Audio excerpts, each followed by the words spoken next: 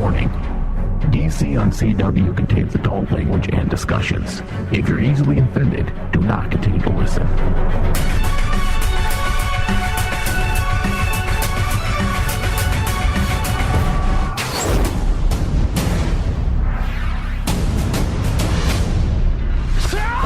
My name is Oliver Queen. You died. I went to your funeral with you. The city needs saving. What happened to you? The right to remain silent? I'm not a god anymore. I'm from the future. Because you can inspire people. My name is Barry Allen, and I am the fastest man alive. Supergirl. You people become a team. Hey, cuz. It's good to see you. This looks like a job for the both of us. None of you heroes. You're legends. You have failed this city.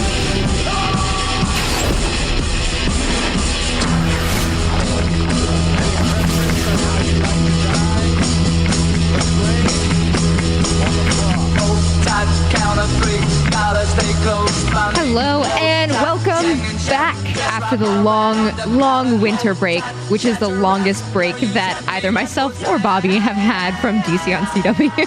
I talk into this thing, right? Right. This is how we do the show, right? All right. We are back, and you're listening to DC on CW Supergirl edition on Rain Man Digital. If you're listening from your desktop, you can take us mobile by downloading the Rain Man Digital app, available in the iTunes App Store and Google Play. Simply search Rain Man Digital. You can always find us on demand through iTunes and Stitcher by searching DC on CW. And once you find us there, go ahead and leave us a review. All right, today we're going to be breaking down and discussing Supergirl Season 2, Episode 9, Supergirl Lives. This is the mid-season premiere. Kara and Mon-El enter a portal to Maldoria, which is the center of a slave trade. I was kind of excited they got off of Earth for once. I was incredibly excited about that. I didn't think we'd ever actually get off of Earth. And I think it had a serious Star Trek vibe. Stargate, like they even said on the show. Right. Well, there was some Stargate, some Star Trek. Wow, words are hard for me today. Star Trek. And there were, of course, the obligatory references to all sorts of different things. But it was very like sci-fi original kind of set rather than just a cityscape, which is, it's nice. It's a nice break from just fake Los Angeles National City. Yeah. So, all right, let's get to some of the news that happened over the break.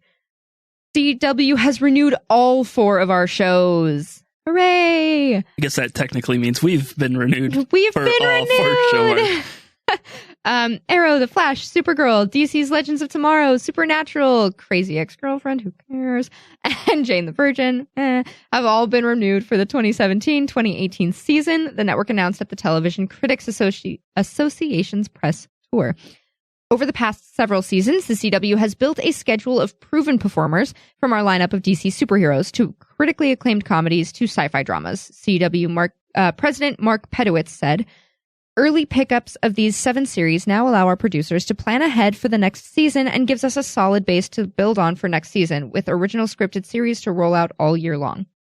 I guess knowing you're coming back helps, right? Oh, absolutely. As far as storyline goes. Because, it's not like they pump out the season like a year before it airs. You know, they're working on it on a shorter timeline from when they write the episode to when it airs, rather than like a movie or something. Yeah. So if you know you're going to have more episodes coming up, you're going to maybe write stories a little bit different. I always wonder what that does for the crossovers too, knowing that you're going to have all 4 shows back.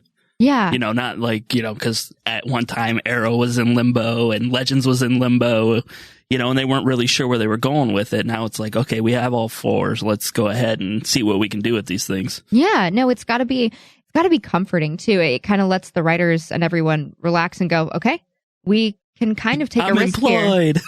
Right. Well, it allows them to kind of take a risk too and go, you know what? We want to do this story. We're not sure how it's going to be perceived, but we're renewed for next season. So we have time to redeem ourselves afterwards. Yeah. Keep pushing that envelope. Yeah. If it doesn't go well.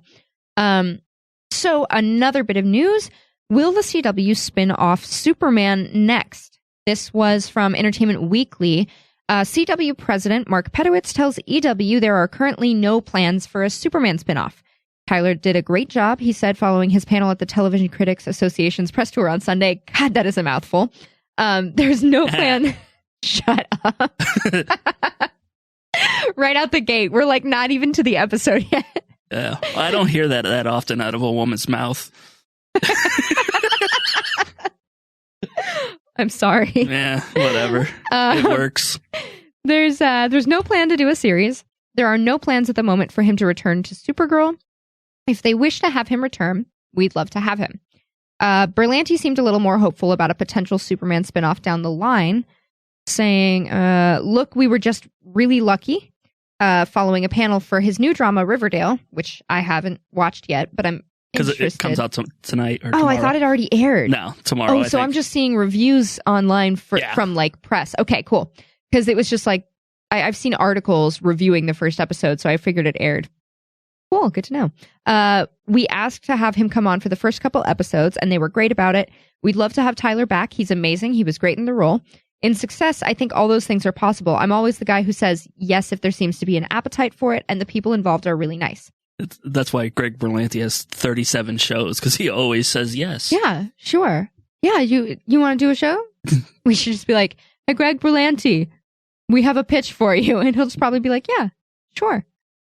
I don't know if, like, I think we've talked about it in the past where it's like, we don't need a Superman show. We have our super. Yeah. And honestly, I stick to that. And I think it's nice because people tend to be less familiar with Supergirl. They don't know Kara as well as they know Clark. So it's fun. It leaves things to the imagination for people that maybe don't read as many comics or, just kind of dabble in them. And it's nice to break it up and have a female-led show. Not every series has to be female-led, just like every series doesn't have to be male-led. We've got our full ensemble with Legends of Tomorrow. There is no one main character. Flash and Arrow are both male-led, but, they have the full ensemble cast. Yeah. And Supergirl is the same way. I mean, it's Supergirl happens to be the female lead, and then she's got a full ensemble cast as well. So I think it's good. I think it balances. The thing that kind of bugs me is that at no moment, they don't have anything for him to even return to Supergirl. I was kind of hoping that they'd have some reason for him to come back in the second half. But at what point? How far in advance do they write though? Because But you would think with him, it's not like it's a character in the stable. This is a guy that's outside of it. It's not like he's over there on Arrow filming. We have to. I guess also they're really trying to branch off from Superman and let her be her own character in her own right, which was a serious struggle of the first season. Yeah, I guess there's been really no mention of him since those first 2 or first 3 episodes. Mm-hmm. As much as there had been before. Yeah, whereas it was constant. Yeah, okay, don't compare me to my cousin. And then constant little checkups from Clark through text messages where they were like, yeah, thanks. Yeah. So it was a lot of Superman before, whereas now we go, oh yeah, that's great. Superman, he's probably off in Metropolis. Good for him. Doing Superman things over there. Yeah, go do Superman stuff. Our last little bit of news for this week is Supergirl plans Maggie and Alex-centric Valentine's Day episode. So you guys can't see me shaking my head right now. I don't mind their relationship. I think it's fine. I thought Alex was very cute this episode. Because it's a side of her we don't see. The new love thing. Yeah, she's all giggly and goofy. But I don't.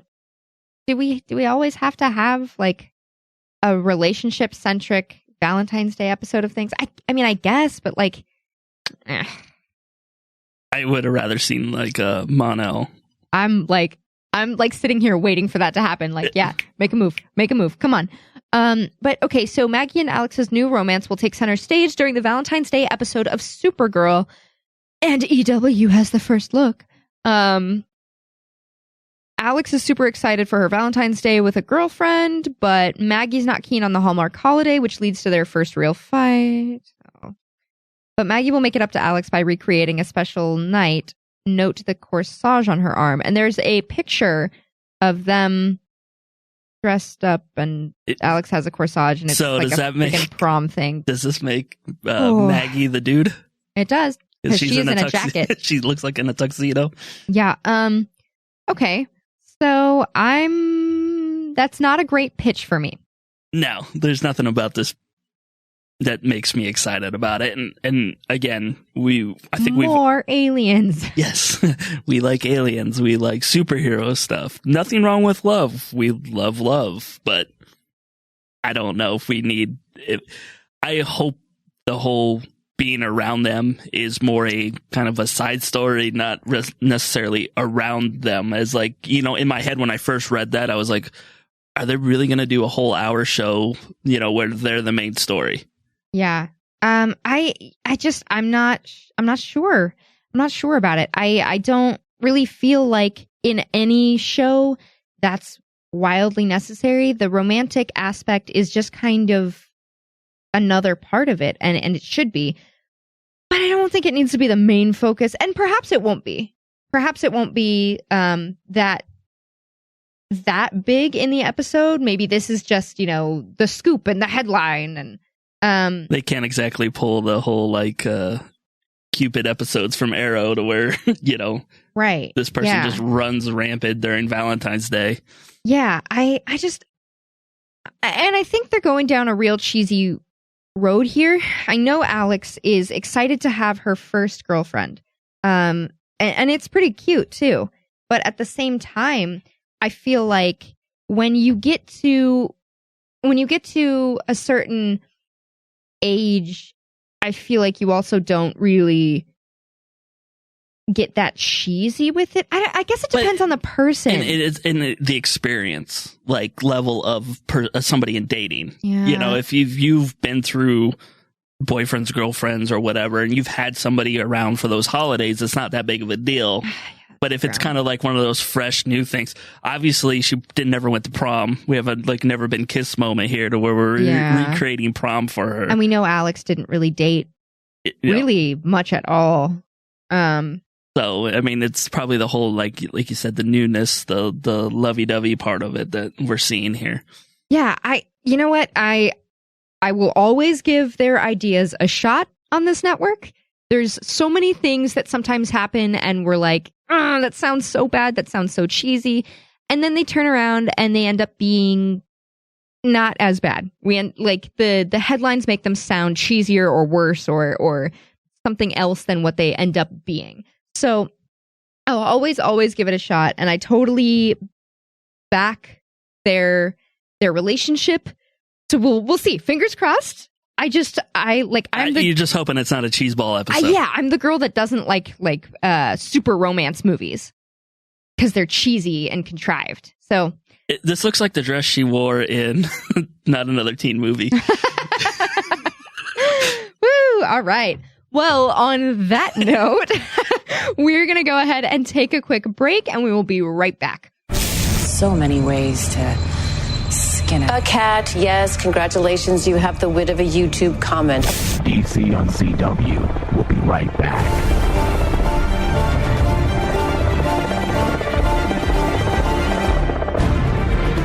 You can make this Valentine's Day one that you'll both never forget with this amazing offer from AdamandEve.com. Through Valentine's Day, you'll receive 50% off just about any item. Just go to AdamandEve.com and you'll find over 18,000 adult entertainment products, including toys, lingerie, and a seemingly endless selection of adult DVDs. And there's more. With every order, you'll receive our romance kit free. Our romance kit includes a toy for him, a special massager for her, and a little something we know you'll both enjoy. Plus, a free adult DVD to put you in the mood. And that's not all. Oh no, we'll also throw in free shipping on your entire order. So check out AdamandEve.com today for this special Valentine's offer. Get 50% off one item, a free romance kit, and free shipping when you enter offer code DEAL30. DEAL30. That's DEAL30 at AdamandEve.com. What are you looking at, nerd? Huh? I thought I was looking at my mother's old douchebag, but that's in Ohio. Geek Out Saturday But at the same time, then you wouldn't have this feeling that, okay, so Lucifer's just what? Sitting on his hands and knees? With King Shark, I was getting a shark tattoo. And like, I watched the episode Especially after. the way it ended. I mean, you end it with Rey climbing the mountain, holding out the lightsaber to Luke. And Funny Luke that some of my favorite Westerns are coming from the Euro countries. To this day, directors and writers are able to bring the heat in terms of American. I mean, don't be wrong, Mad Max was really good, but they washed out a lot of it to kind of hide the special effects that they were doing. Yeah. And that's fine. Catch up on your favorite Rain Man digital geek shows every Saturday. DC on CW, Back to Tank, Weird West Radio, The Crossroads, and more. Geek Out Saturday on Rain Man Channel 001. Listen from the Rain Man digital app or tune in. Just search RM Channel 001. Open Sesame!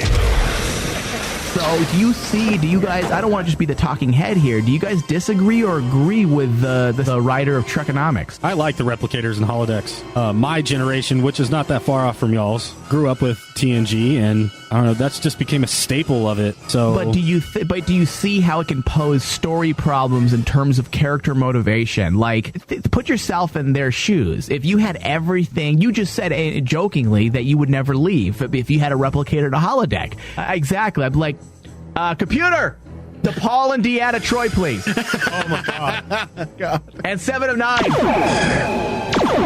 Star Trek from the holodeck, exclusively on Rain Man Digital. Go to RainManDigitalMedia.com or Patreon.com/RainManDigital. End simulation.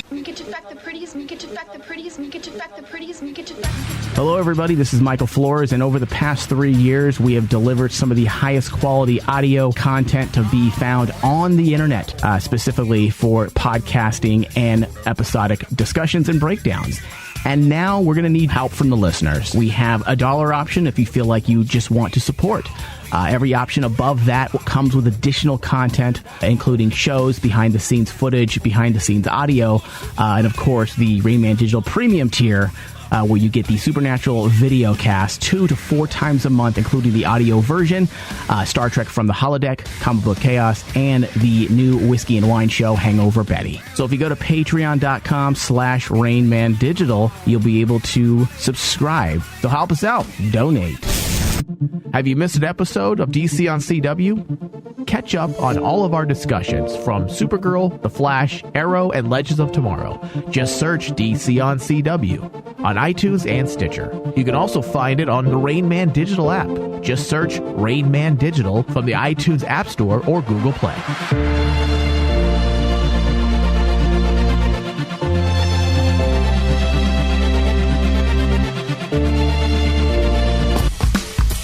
You're listening to Rain Man Digital, DC on CW.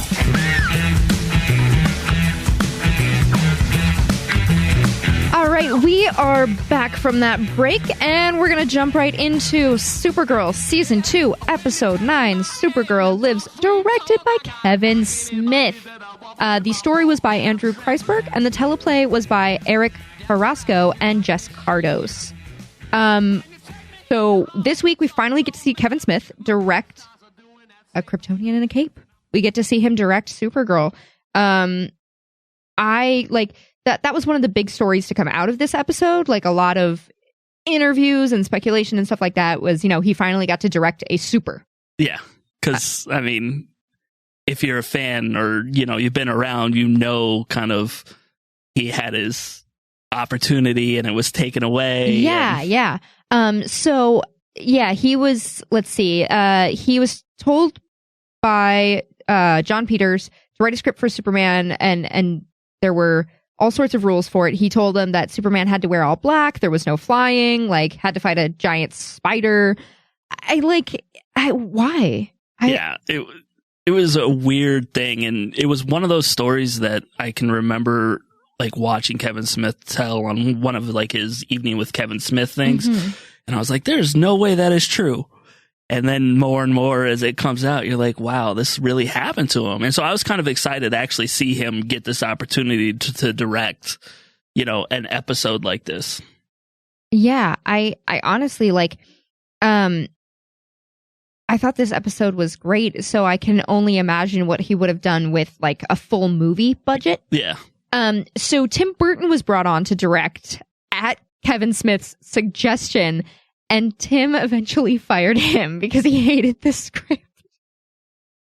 It's so bad. Like, you'll be great at this. Can you imagine? Like, no. Kevin Smith was like, yeah, you should hire this director because he's great. He has a really cool eye for things and stuff. And then that director goes and says, no, I don't like your script. Go away. Or that'd be like, when we brought you in to become a host and then Mike fires Ryan. Mm-hmm. Be like, oh, here's the person that's going to be your doom. Yeah. Think about that, and it's like, man, that would be horrible. You're like, this guy will be great. He did such good things with Batman. Imagine what he could do with his Superman, right? And get shit canned. And so, like, obviously the movie went down in flames, and it was canceled. And all of the craziness is in a documentary called "The Death of Superman Lives: What Happened." And so if you want to check that out, I think it might be on Netflix, right? I think it is on now. Pretty sure. They showed it like every week on Showtime for like 4 months there. Yeah. If you go to conventions, you might see the filmmaker there. He's always there pawning off his DVDs. Yeah. So, Smith, like Bobby said, he's talked about it openly. And he has his little evenings with Kevin Smith and stuff and talks about it there. But if you really want to get more detail on that, if it piques your interest at all, there's that documentary. Go check it out. There were actually a couple throwbacks in this episode to the Superman Lives script. By all means, Bobby, get into that, because I feel like you have a better eye for that. I feel like I missed all of them. Well, one of them was when Mon-El and Kara got caught by, what was Joe? What do they call the alien thing? I don't remember. Whatever. And he called him a Thanagarian snare beast, which was something that Kevin Smith had talked about that they wanted, and, the whole Hawk Girl, Hawk Man thing. Yeah. And then there was one that he said in an interview that was left on the cutting room floor that they were going to really poke fun about the giant spider thing. And that when Wynn was going to go across, he was going to list all these things that he didn't want to see. And one of them was going to be a giant spider. And it ended up on the cutting room floor. So it didn't get, put in. But it would, he was there. And it was kind of weird to see the showrunners be like, hey, you want to take pot shots at the people that got you fired and, didn't give you this opportunity? It's like, here you go. You have your open forum to go in and get them in there now. Yeah. And so, God, it's really funny because you don't think about it. Like, Thanagarian is a word that's been thrown around now since Hawkgirl and Hawkman have been around, and so like it just doesn't faze me, and it also almost doesn't even invoke any thought from me about it, because I'm just like, yeah, Thanagar, obviously, okay, yeah, sure. Like, and I just don't even go farther into it. I'm like, yeah, naturally, of course. Yeah, it's something from there. Why not? Sure, yeah, that makes sense to me. So why wouldn't there be I don't even look into snare it. beast? I honestly feel like this episode was directed like a comic fan would direct it. I mean, because obviously he is. We know that. We get that. He's very familiar with the characters. He very deeply loves all these characters. But I felt satisfied by the episode in a different way than I'm satisfied with the other episodes. The other episodes are directed by people that they know TV.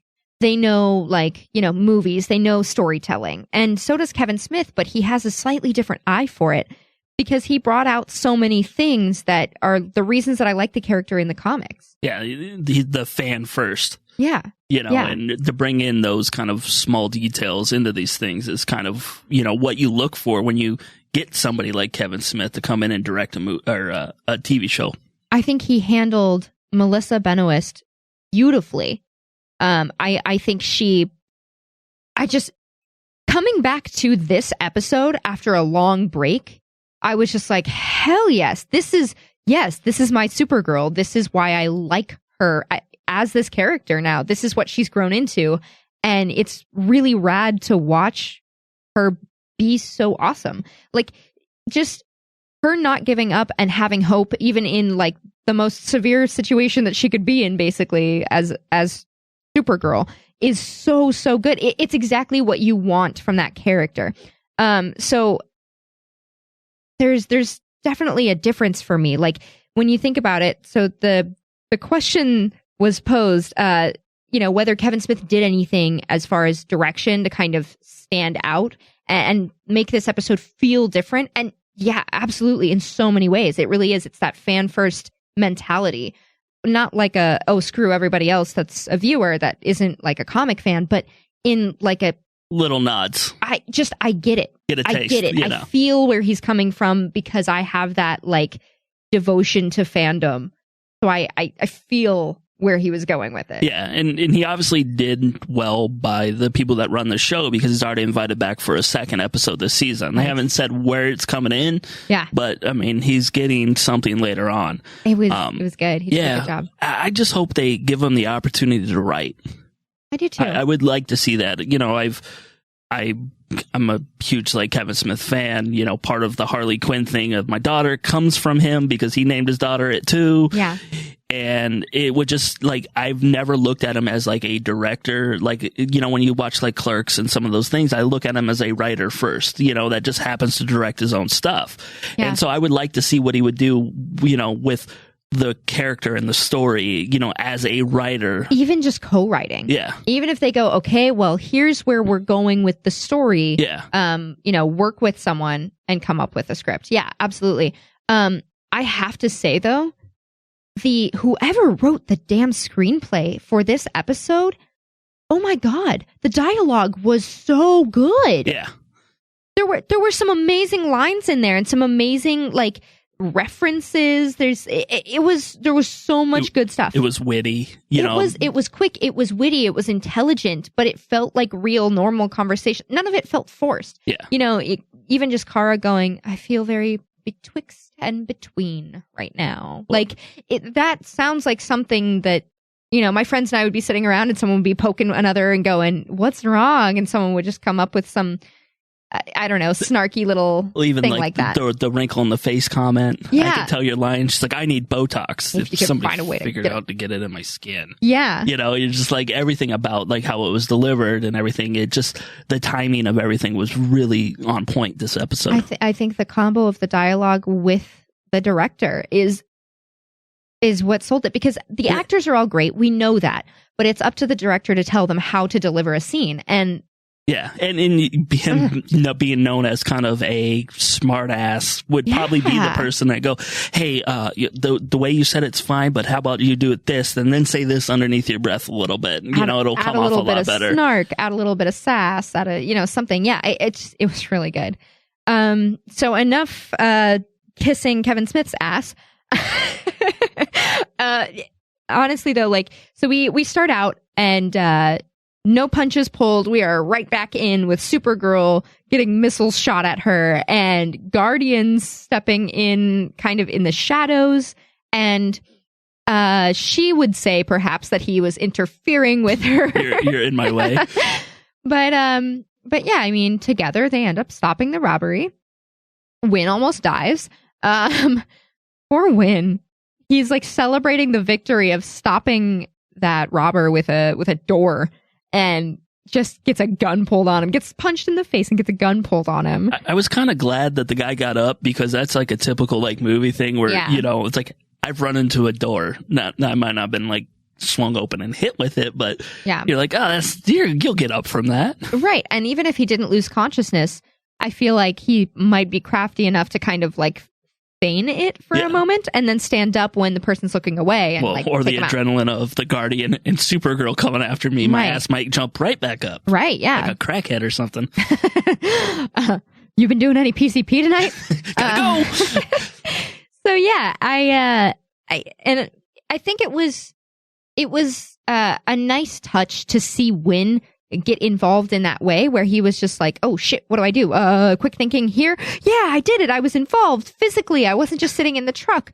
But even being in the truck still poses at least a minimal threat to him because he's still out there on the street near the scene of this crime that's being stopped and near all these criminals and whoever else.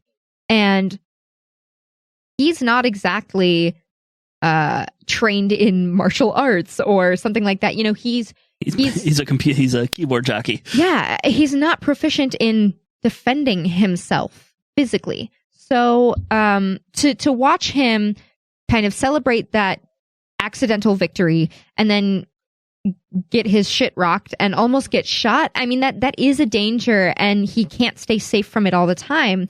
So as much as I want Sweet Baby Win to never be harmed, it is important to see that happen to him and have that kind of that fear and that break for him where he goes, holy crap, I almost died, man. I can't do this. And then, you know, and then he's thrust back into it later and realizes he can. That's important character development for him. Yeah.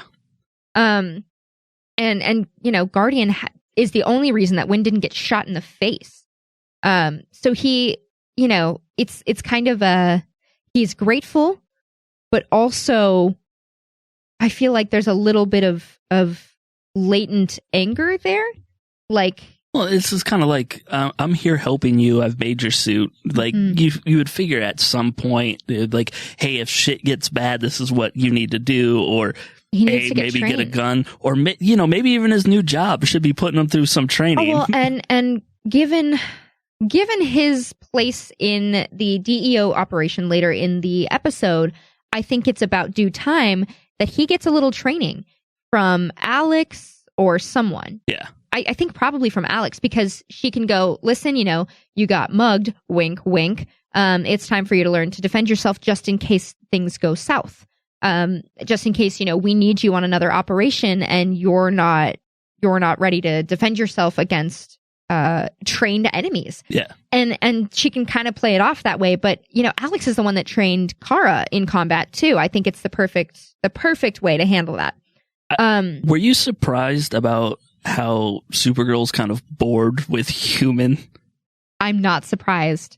And I think it's a real issue for someone that's overpowered. It's like I just finished finally. I like stopped halfway through it when I originally started watching it forever ago. The anime One Punch Man. It's literally the premise of the anime. He's so strong that he takes out every enemy with just one punch, and he's bored. He becomes a hero for fun, and he's just like, he's disappointed. He wants a real fight. And finally in the last episode, he gets one, but like still it wasn't up to his level. Yeah. And so I think seriously though, with a character like Supergirl and Superman, and everyone's argument kind of against them is that they are too overpowered. They're too OP. They don't really have weaknesses except for kryptonite. And then, you know, so it's a real issue. I think absolutely that's a lull. Yeah, in my head, I always looked at it like kind of how Alex explained it to her. It's like, well, you know, that's a good thing. Yeah. You know, you're taking care of robbers. You're not worried about aliens or anybody else that's coming through that's going to take you out. Enjoy the comfort of that lull while you can. Yeah. Honestly. And I think she needed to kind of learn that too, to go right back into a serious situation. But I think it also timed nicely with the winter break, because we've been in that like drought of no episodes. And so I was like, yeah, man, it has been boring. So like she's been doing what I've been doing. Sitting at home. Doing well, nothing. no, she's been doing way more because she's been taking out bank robbers. I've been on my couch.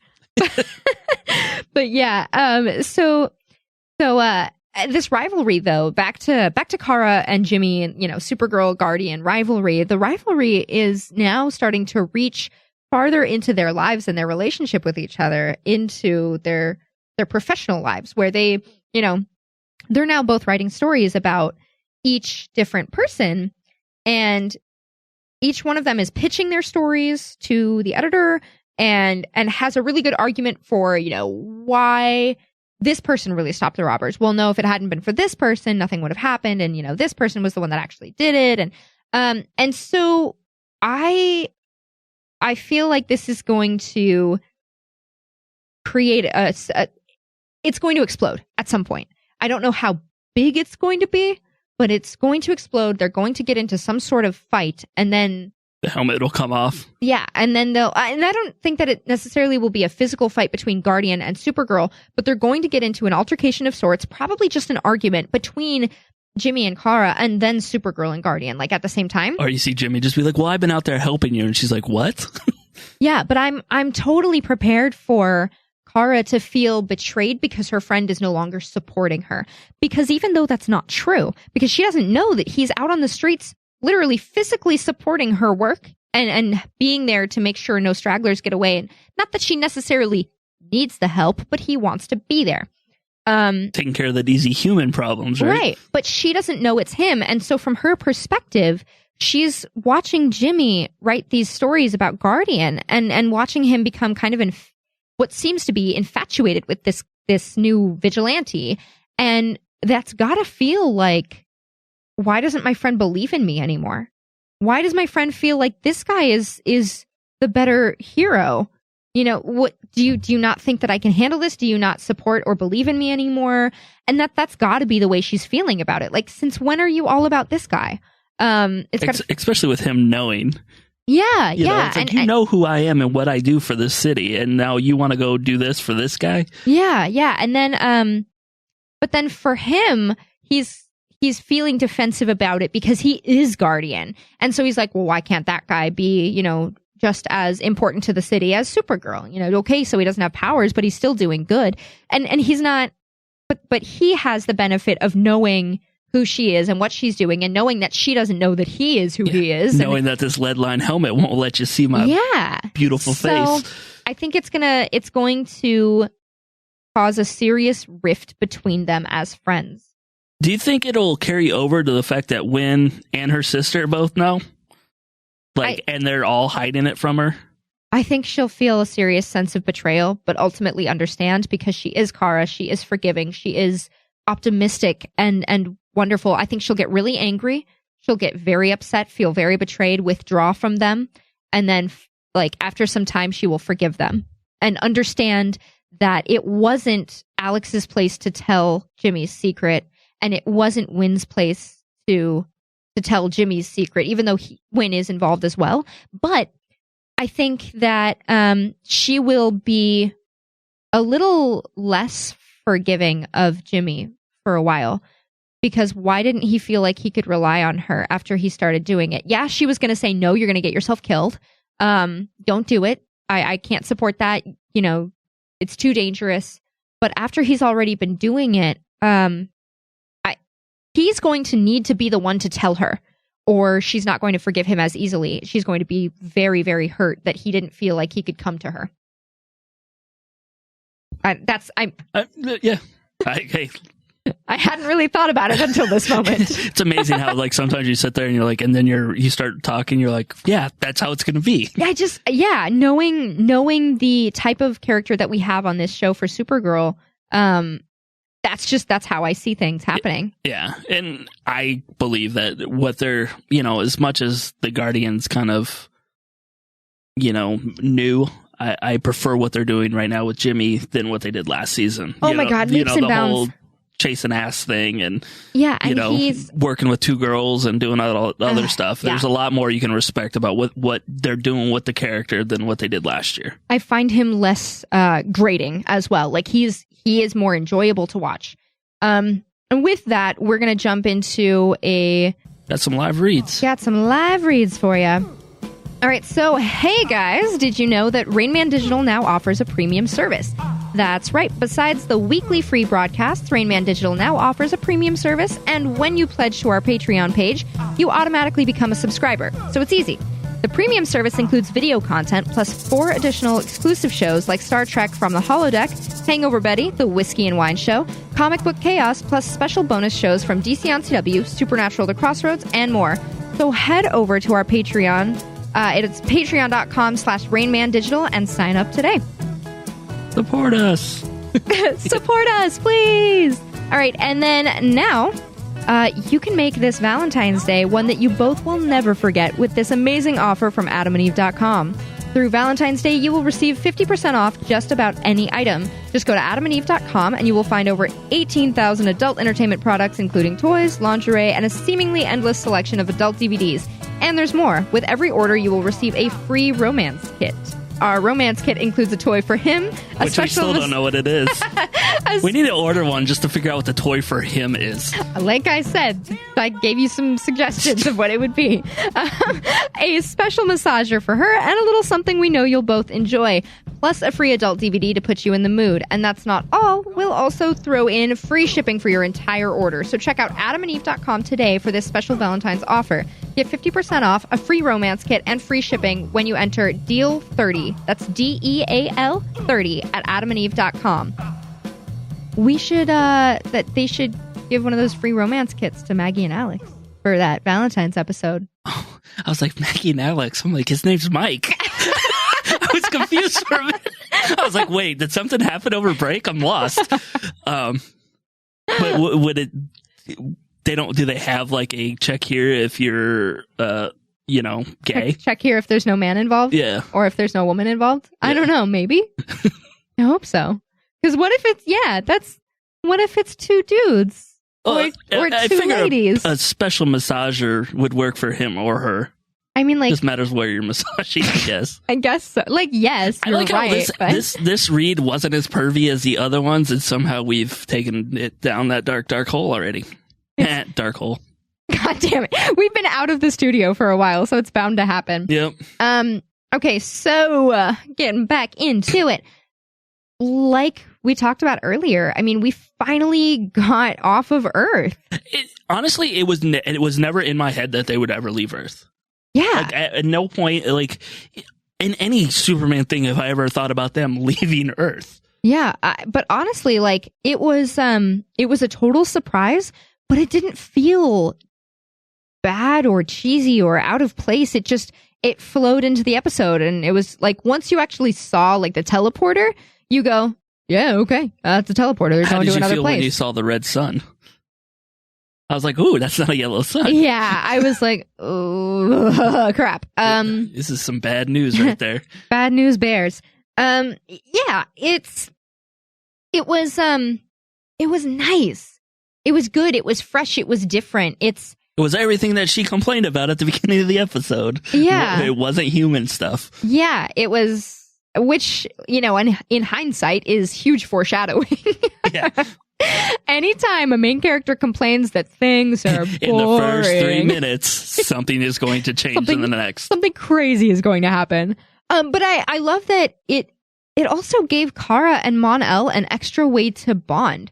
Because in the first couple minutes of them being on that planet, they're freaking out a little bit. They're also kind of trying to figure out where they need to go. They can't get back to Earth right now, but at the same time, they get a second to reminisce with each other and be like, I used to love going to different planets with my planets. And oh, yeah, I took a girl to that planet once. They reminisce. Yeah, my family bought slaves from here. Oh, man. No, different planet, Bobby. Oh, whatever. They didn't go to that one. They went to a different planet where, like, I don't know. I guess it was really pretty. Yeah, but the romantic planet. Super pretty romantic one where Mon-El was getting it. Yeah, Valentine's Day planet where Mon-El's getting it on with random ladies, and Kara just goes there with her parents on a nice family trip because she's wholesome. Because her parents were getting it on. She was in the other room. Gross. So gross. That's like scarring stuff. Just mentally like ruin you for life. Scarring stuff. I'm like, what are they doing in that bedroom? Well, as a kid, you don't want to listen to your parents have between sex. The parents. Oh, I was like, ew. Oh, geez, God. But yeah, so, once again, what I was saying earlier about what I really liked with this episode is that, so they go to Slaver's Moon. It's like a hub for slavery. They've been kidnapping all of these humans. This girl that went missing, and all the other missing people have been taken here to be sold off as slaves. And Supergirl knows right away, neither one of us have powers here. This is a red sun, just like Daxam, just like Krypton.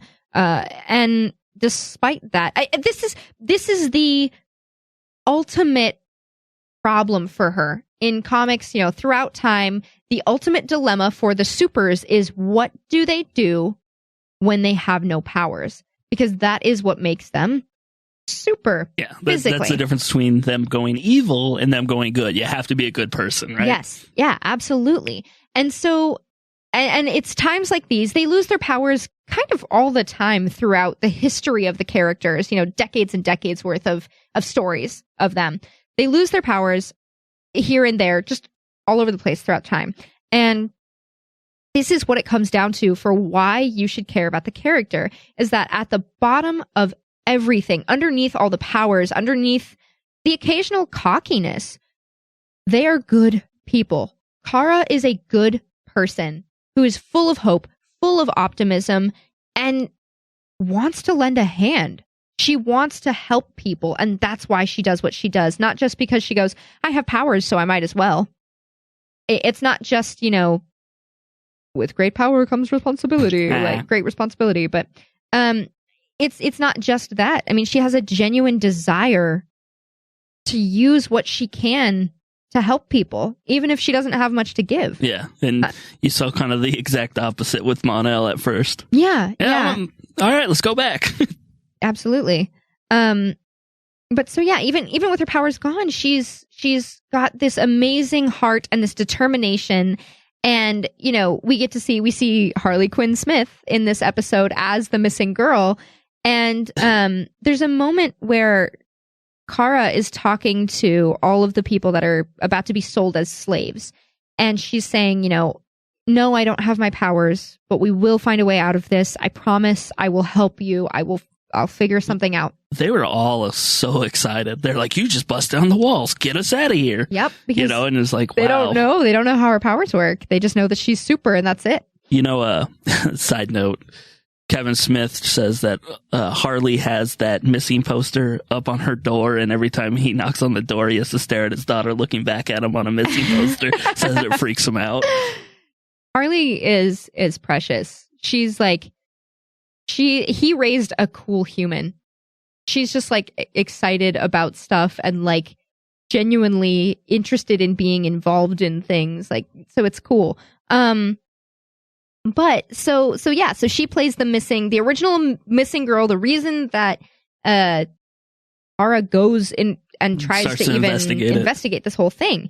So did you think it was weird when Roulette showed up? A little, but hang on. Okay, so there's a moment where Kara's talking to all of them and she says, I'll figure this out. I'm gonna help you guys. We'll get through this. Don't worry. You gotta just like have faith. We'll get through it. And Mon-El goes psst and calls her over and they start talking. And between the two of them, in the back of that scene, you can see Harley. You can see that her character Izzy, right? Yeah, that was it. Watching Kara, and you can see her just taking in everything that she's saying. Because, they're talking quietly, but she's focusing on them. And you can see it in between their two faces as they're talking. You can see her in the background. And it's Kara saying, yeah, we don't have powers, but, I have to have hope. I have to stay like this because they need it. Yeah. We'll figure this out. We have to find a way out of this. What are we going to do? Just resign ourselves to our fate? Like, no, we can't do that. We have to keep going and move forward and figure something out. And they need us to be strong for them and with them.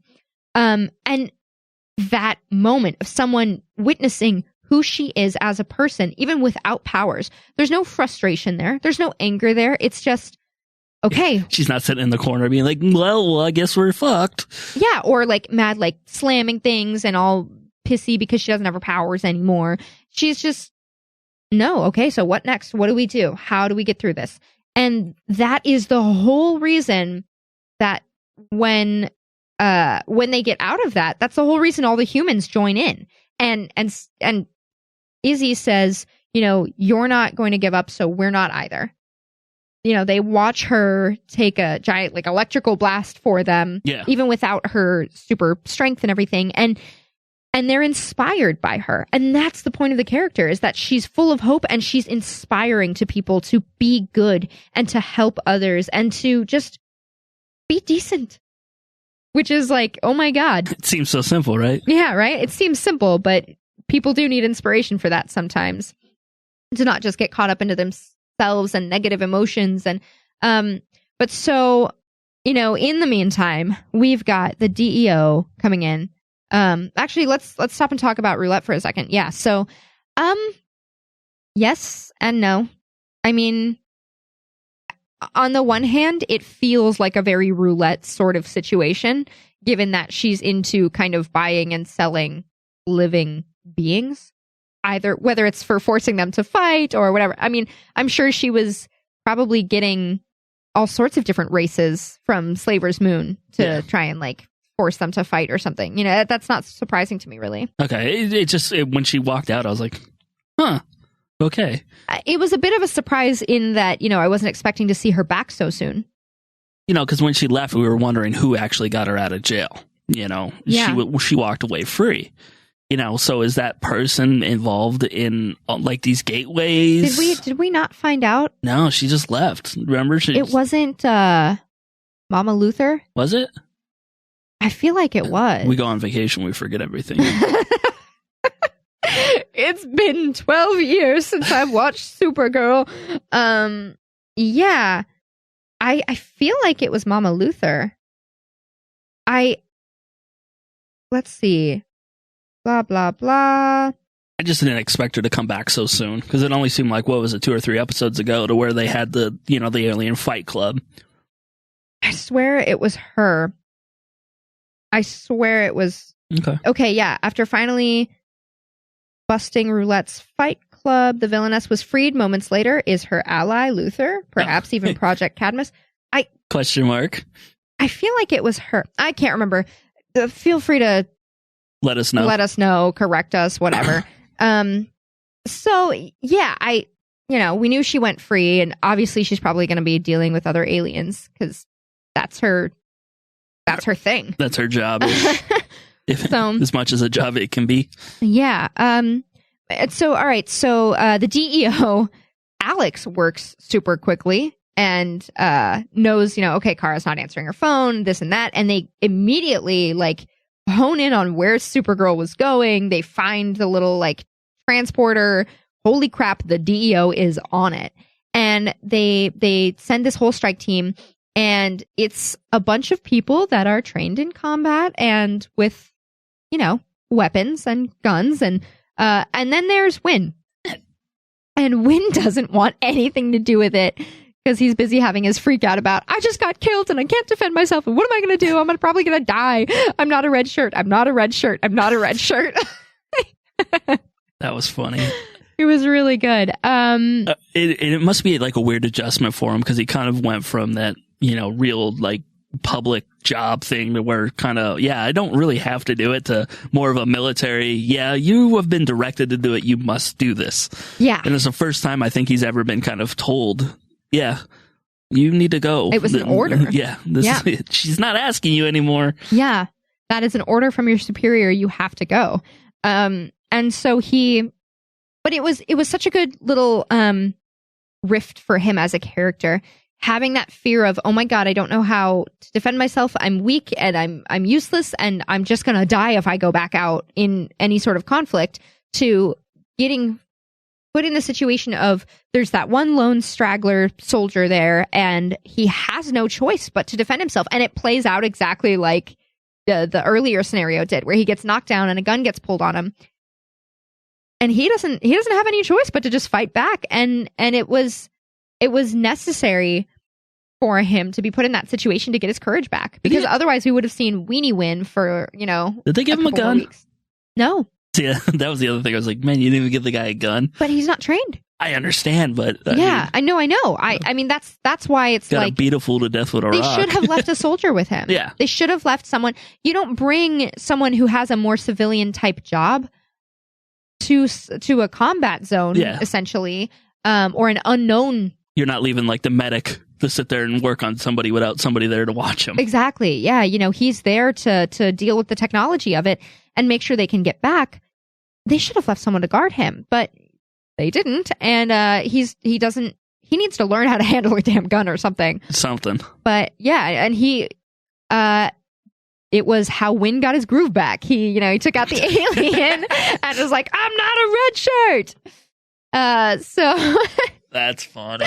Win got his groove back, and we finally get another hint at what the hell is going on with Mon-El? What the hell does he... what does he know about the Dominators? What do they know about him? What's his connection? What's the connection between Daxam and them? Like, come on, Something's guys. going on. That seems to be the major story. It's not Cadmus. Nope, that's the who underlying... the fuck is Mon-El? That's the underlying story. That's what I think we're going to see really round out the second half and probably be the major conflict later on. Because they've been dropping hints to this since he showed up at the beginning of this season. He's tried to talk about it. He's tried, and it was like... But mostly he tried to talk about it at like a kind of do or die moment where it's just like, Kara, I need to tell you something. I feel like we're going to die and you need to know this. Like, that was the moment. So it's a big deal. Yeah, whatever it is, it's more than he's letting on. He doesn't want to talk about it, but he was prepared to, knowing that they might not make it out of whatever situation, or he might not make it out of that situation. Yeah. It's a big deal. But I loved Kara's reaction to a Dominator coming out. She's just like, ugh, hate those guys. Like, well, we were wondering how they were going to bring him back in, because at the end of the crossover, there was all those articles that were going out there that said, okay, the Dominators will appear in Supergirl. We're just like, are they the same Dominators? Are they different Dominators? Or, what's going on? And we don't know yet. We don't know, but we know they're there. But we know they're there. And they know who he is. And they won't let him be harmed. And then what did he say? He said something like praise Daxam or something like that to him. So I'm starting to feel like Mon-El was really the prince or something. He's got to be the prince. I feel like he's got to be the prince. And that's why he's so like, yeah, party, woo, because he didn't want to be like good just because someone told him to be. He does not act like a guard. No. Which is what they kind of played him off to be at the beginning when, he was shoved in the ship. And it had to have been the guard that was like, it's my job to protect you. It makes sense. You need to go. You are the air doll. Let's get the hell out of here. It's my first prophecy of DC on CW. Mon-El is the prince. He has to be. He's gotta be. He's absolutely gotta be. I swear. Everything about the personality, everything about the hints that are dropping. The womanizing, the going, the drinking, the partying, the not willing to put yourself out there. Yeah. And now we're also seeing a lot more references to the prince. Like when he and Kara are sitting and talking, she mentions it. And like, and I think he's finally settling into a life in a way that I don't think he's ever been able to before, where he has the freedom that he wants when he wants it. There's no one breathing down his neck anymore. And he's able to just finally bond with people and open up with no pretenses. Yeah. No fake niceness, no bullshit. No one's kissing his ass or giving him orders. He's allowed to just be a person. And I think that's kind of what's probably opening him up a lot. And he's really rounding out as a character. You can even see it in the way that he interacts with Kara. Like, yeah, he's got some feelies for her now, but I mean, he's interested in having a friendship with her. Yeah. And getting to know her and relying on her and talking. And, but so he's got a Dominator that clearly knows who he is, clearly knows that he is important, and is not willing to allow him to be harmed. And then once again, we see the two hooded figures, the two people in black hoods that showed up earlier when he first mentioned, okay, hey, it's about Daxam. Hey, I got to talk to you. Kara, listen to me. I got to tell you something. Because they showed up then and they were like, Mon-El, where is he? We're looking for him. And they show up and they're still looking for Mon-El, who was there, and get directed to Earth. Of course they did. So, now we're gonna see those characters obviously come to Earth. We're gonna see Mon-El training because he decides in this episode, I want to be a superhero. I want to help you. And I think a lot of it is his desire to help Kara. Yeah. Because she has inspired him to help people. Yes, sure. To be a better person. Yes, sure. But he wants to be there for her. And going back to the whole he's the prince thing, would you really need training if you were a guard? Yeah, right? Yeah. But to be fair, he would need training for his powers still, because I don't think he's like combat tested his powers very much. Not controlled enough. Yeah. I'll punch your head off. He has them, but I don't think he's like super. I don't think he's tried to dodge missiles before. Yeah. So he would still need that sort of training. But yeah, so we're gonna see Mon-El getting superhero training just in time for a new conflict to come to Earth, looking for him. And what suit are they gonna give him? I don't know. I hope it's black. I think. I don't know. That's what when he's like, I want a suit, I want a cape, but I was like, what suit are you gonna get? Well, Mon-El usually doesn't have a cape, right? No. So I hope that he doesn't have a cape. I even though he says, I want the suit, I want the cape, I want a heavy cape. Oh no, he did have a cape. He had a blue. Yeah, totally. He has that blue cape. What am I thinking of then? Who didn't have a cape? I don't remember. You know what? No, it was just a particular Superman costume. That's what it was. There was a capeless Superman costume at one point, and also, Superboy. Yeah.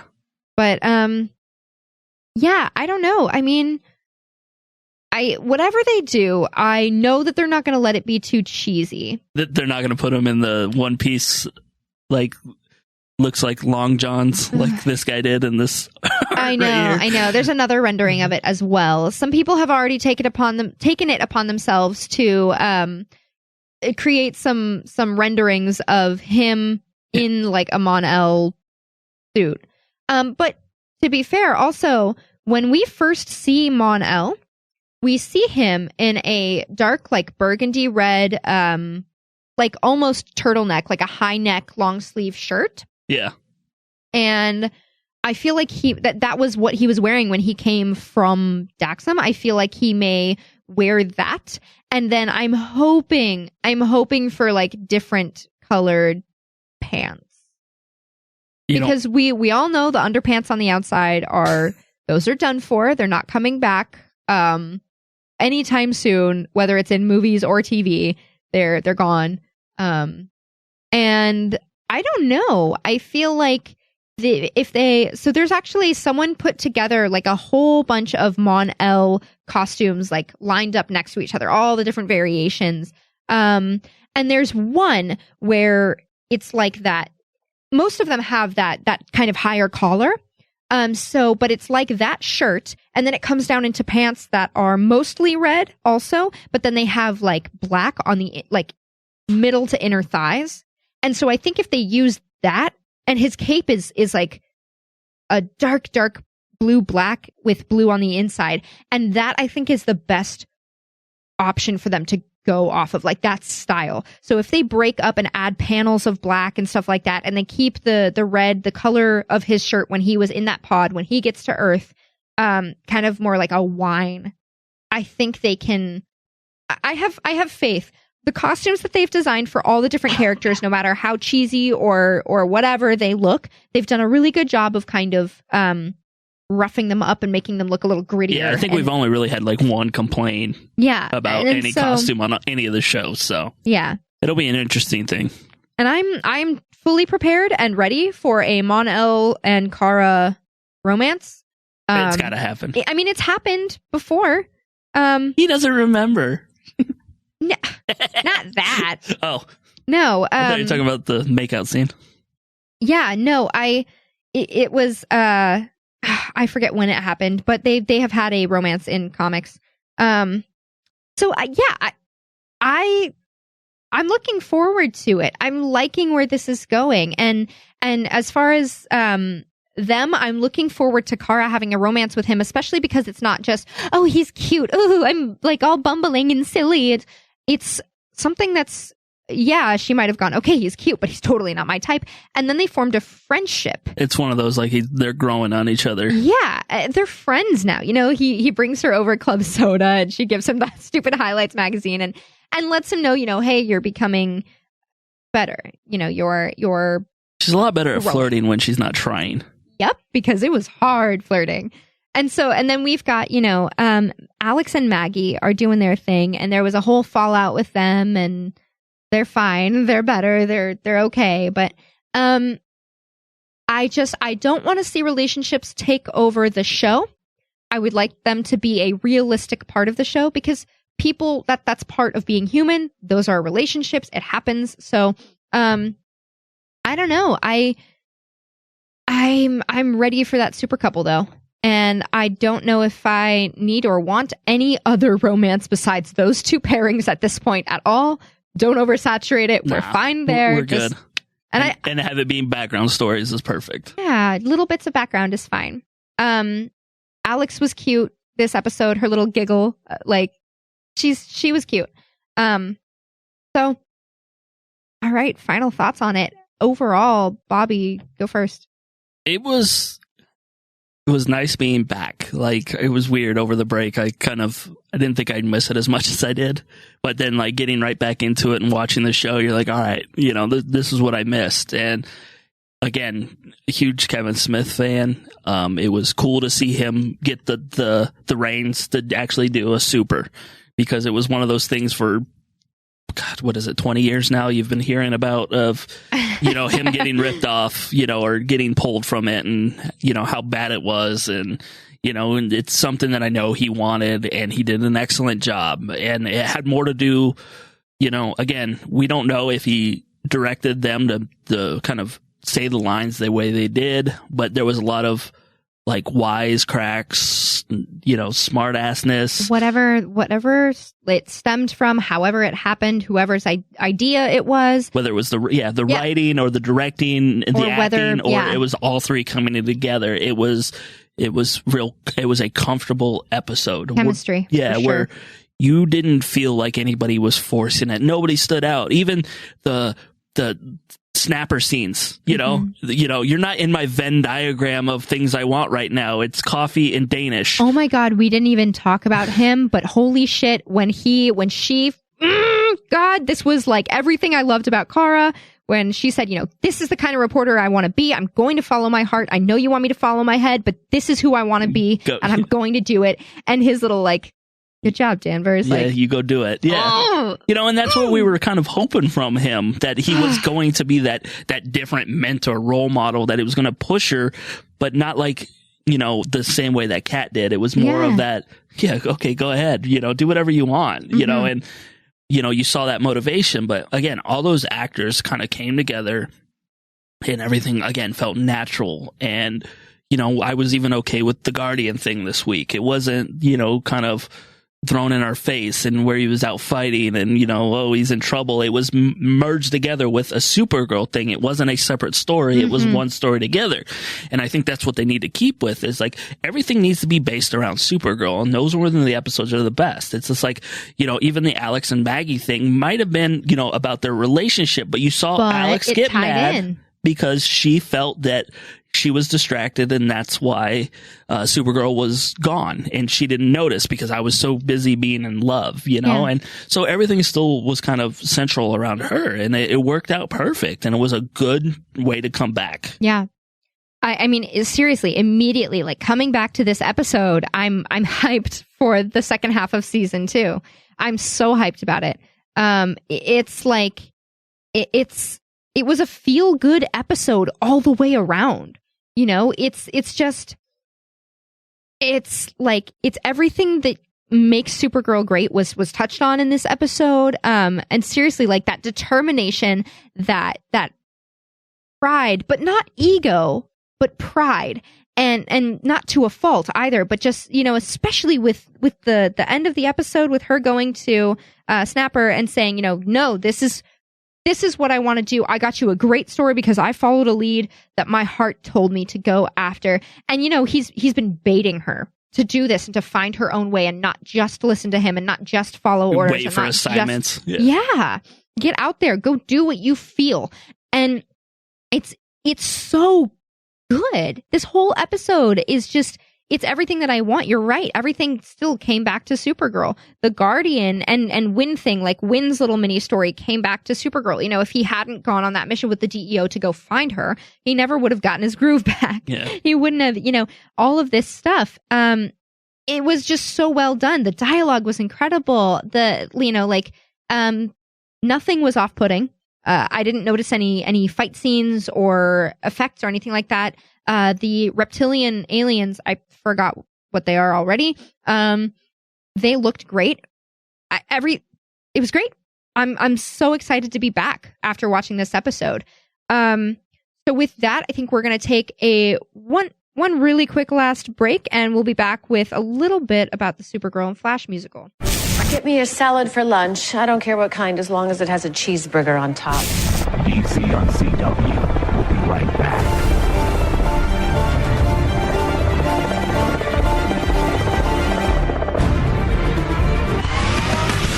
The Rain Man Show. The Rain Man Show.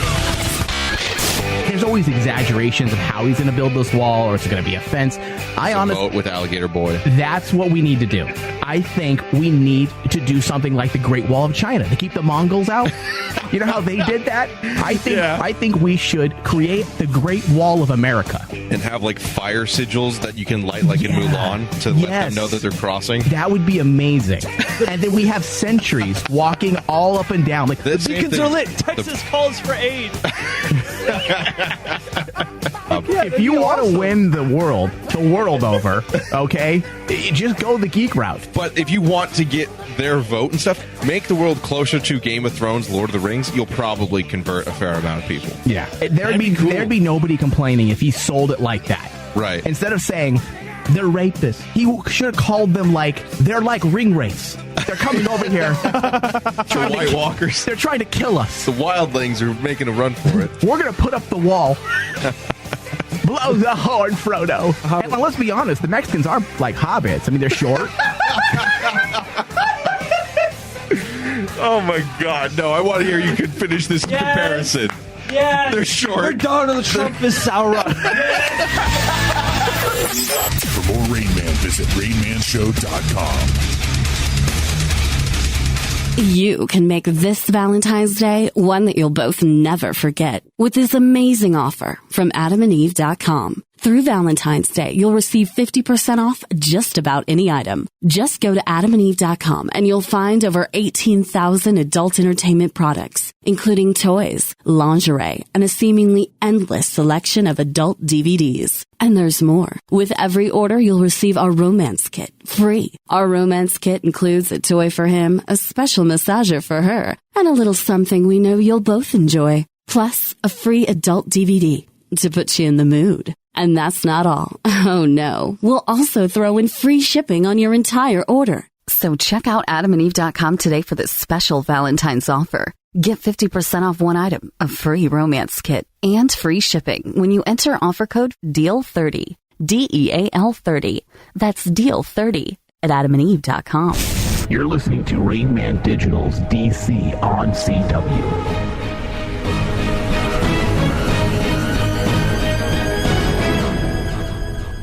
All right, guys, we are back. And let's talk about what we know so far about the Supergirl and Flash musical crossover that is impending.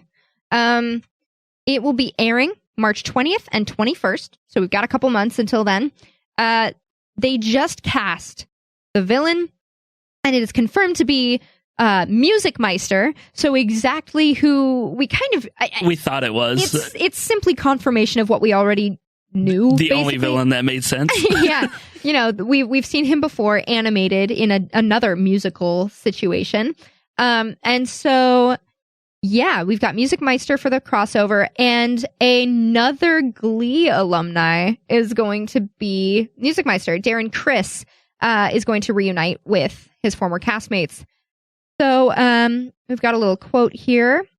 With our Flash and our Supergirl being Glee alums, how could we not have them go up against another Glee favorite like Darren Criss? Executive producer Andrew Kreisberg tells TV Line. We've been blown away by his talent over the years, and we can't wait to see what he brings to the Music Meister. So, the two-part event will be much like the four-part crossover, with the majority of the musical numbers being in The Flash, and the episode titled Duet. Characters are confirmed by CW to sing in the show, along with the three main characters are Jesse Martin, Victor Garber, John Barrowman, Jeremy Jordan, and Carlos Valdez. The ones that throw me off in there are Victor and John Barrowman. So they're John Barrowman can sing like a no. Yeah, it has nothing to do about the singing. It yeah. has to do with obviously somehow the legends are going to get back into this. Well, or it's I don't know. Yeah, I guess. When I read that, I was like, wait. I'm like, oh yeah, because I know John goes around and does all the the musicals and stuff when he's not filming. Yeah, God, he's so good. And we saw Victor Garber sing in that Legends episode with the Nazis. Remember, he played the opera guy. Yeah. We've seen Jesse sing in a Flash episode, The Earth 2, last time. I've never seen Jeremy Jordan, so I don't know. But Carlos, we've played his theme song, or at least in private in the studio at least once. Yeah. Because he has a whole YouTube channel. And he's so good. And so yeah, I mean, we're going to get to see Sweet Baby Win. He's going to be there. We've got, everyone that's already sung on these shows, basically. I'm excited to see Win sing, because I think he's the only person out of this entire thing that I've never heard or seen sing. Yeah. So, that'll be really interesting. I was talking to Bobby off the air, like during our break, which I guess I should have saved for on the air. But so I don't watch Glee. I don't even know if it's still running, but I don't think it is. No, I don't think so. But I did at first. I did watch it for a couple seasons when it was first on the air. It was one of those like, screw it. It's a guilty pleasure. I'm not gonna lie. I watched it. I like music. I like when they would take pop songs and kind of make it their own. Yeah. And, I like those type of things. I'm not gonna be like Ryan and be like, we're gay. Gay. Yeah. No. It was definitely a guilty pleasure. I wasn't like, Glee is like my favorite show. Everybody be impressed with me. I was definitely like, I watch Glee. I have those shows to where I'm at home and Deb watches, and I'm like pretending like I'm sleeping in bed, like I remember when Mike found out that I watched Vampire Diaries. He's like, "You watch Vampire Diaries?" I'm like, "Well, yeah." Glee was kind of like that show back in the day, to where I'd be laying in bed or on the couch or something. And she's like, "I'm gonna watch Glee." I'm like, "Whatever." Well, yeah, fine. Whatever. Okay, Wait, they're doing a Britney episode. Sweet. Yeah, for sure. But so Darren Criss on Glee. If you've never watched Glee, Darren Criss's what's his name? Blake? I can't remember his character's name. Blaine. Yeah. I mean, I heard. Yeah. Well, see, I was close. It's been years since I've watched that show, but he played. I was over here. Thanks, Bobby. I was over here explaining it to you like you hadn't ever watched the damn show. I just let you talk. It's all right. So, no, I honestly never watched it with Melissa or Grant on it, so I never got that deep into it. Okay. All right. Good. Then I'm not a total jackass. No, you're not. But so Darren Criss's character Blaine was he was a gay character, and he was kind of a rival to the Glee Club because he was at a private school, and he was never a dick. He was never like a mean rival or anything like that. But he ended up falling in love with one of the Glee members, and actually left his private school to be with his boyfriend at in that Glee Club at that high school, the public school. And Grant Gustin's character comes in and kind of becomes the captain, the leader of their Glee team thing, whatever. So, and their squad. And Grant's a dick. He's very snarky. He's very manipulative, and he's trying to get Blaine to go back to the Warblers was their team name. He's trying to get him to go back to the private school and compete with them. And he's trying to kind of engage in this emotional warfare and kind of split him from his boyfriend a bit and stuff like that. And so we're going to see a total switch between those character types that they were playing, where Grant was very antagonistic and kind of a douchebag. And he lightens up later and he apologizes and he ends up becoming a good guy. But in that pivotal bit of it, he was the antagonist for sure. And Blaine was, the nice guy who's going to stick by his boyfriend and his friends. And, he made a commitment to them and he's going to stay there. And so we get to see that switch. And I mean, Darren Criss is a good actor. He's a great singer. I'm excited to see him in this role. I'm excited I feel like he has the ability to go, I don't know, not really maniacal, but to go dark with the music and stuff like that. I feel like he is going to be compelling enough to make Music Meister not cheesy. It's going to be funny. There's going to be a little bit of cheese because he's making people sing, but I feel like there should be a little bit of menace there to where you're going, I can't control what I'm doing. Why is everyone talking in song? What is happening? This is insane. But, same with like the Toy Man or, the Trickster. There's a little bit of cheese there, but overall it should still feel like a villain. And I think he has the ability to do that. Yeah, we'll see. Like you said, it's a good casting. It's somebody, like you said, that it is familiar with even the whole breaking in the song for no fucking reason. Which is real important. to have that transition of being able to talk and sing and do all that. It's, again, what kind of, like I said, intrigues me is what are they going to do to bring the legends back? Because some of those people that they have listed are not on the show right now. They're not on Supergirl. They're not on. And if a majority of the singing is going to come over, is Wynn going to come through the breach? Yeah. With Kara, or is it, is that part only going to be, his singing only going to be on? I feel Supergirl. Like, yeah, I don't know, because like you said, it's the majority of it. Which, okay, so do you think that they're trying to not take as many risks with Supergirl because they feel like they've got a farther uphill climb with them than they do with Flash? See, I don't know why they would do that. Or are they trying to make it that he's a character in, the Arrowverse, not over in Supergirl on Earth, 38, 39? Yeah. I just don't know what would be the point of, having a full crossover between the two different Earths.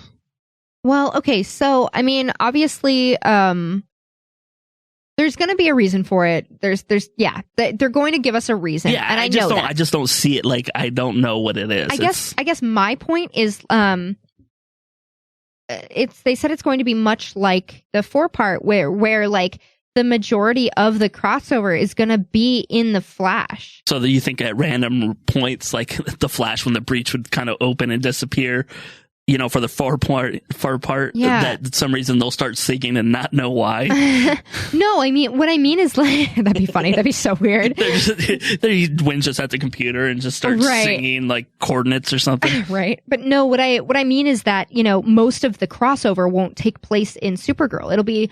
It seems like it'll be like most of the Supergirl episode will be normal, and then towards the end of it, if that's what they're saying, in that it will be much like the 4-part crossover where Supergirl wasn't really a part of it. Yeah. I kind of wonder, if they're going to do that to us again, where the crossover starts at the end of the episode or something.